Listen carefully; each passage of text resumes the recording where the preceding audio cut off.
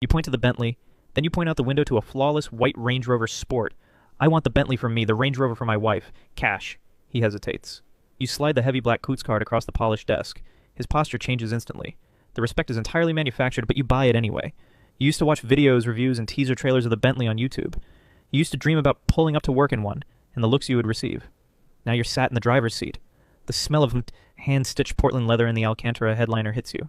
You run your fingers over the cold, knurled metal of the gear selector. Everything feels solid. Quality. You start the W12 engine. The doors close, and the outside world goes completely, dead silent. You write a check without going for a test drive.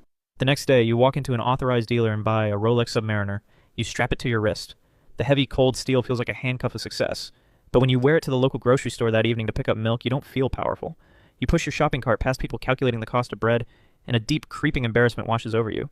You feel a sudden rush of intense guilt. You pull your hoodie sleeve down to hide the watch. You tell your wife you're celebrating. You book a trip to London. You don't just fly, you experience the invisible system built for the rich. You bypass the crowded terminal and walk into the first-class priority check-in. The staff greet you by name.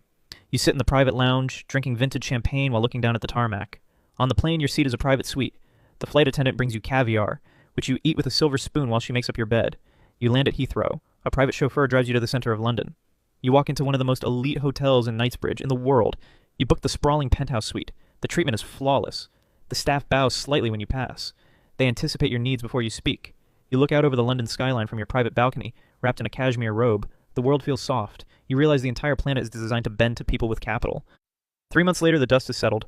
You send Cedric a text. You ask him to meet you for coffee at a crowded Starbucks near your old office. As you look around, you're reminded of all the time spent sitting at the window seat, dreading returning to your desk.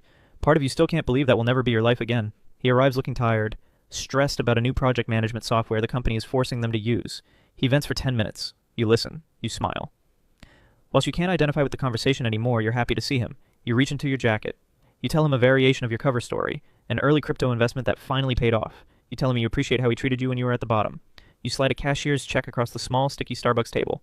It is made out to him. $300,000. You also slide a key fob across the table. A BMW M4. His dream car. You tell him it's parked in the underground parking garage under his work building. You drove it in this morning, and as you were getting out, your old boss walked past, taking a wide-eyed double look before pretending not to notice. You have felt the envy. It was a feeling you'd become accustomed to. You tell Cedric that when he looks in the glove box, you've already paid 2 years of insurance and have loaded $3,000 onto a prepaid Visa to cover petrol. He looks at the numbers on the check. He looks at the keys. He stops breathing for a second. Quit tomorrow, you tell him calmly. Go traveling, live your life. You stand up and embrace him before leaving. You love spending time with him, but it feels like a goodbye. You don't stop there, however. Your mother has been trying to sell her house for 2 years.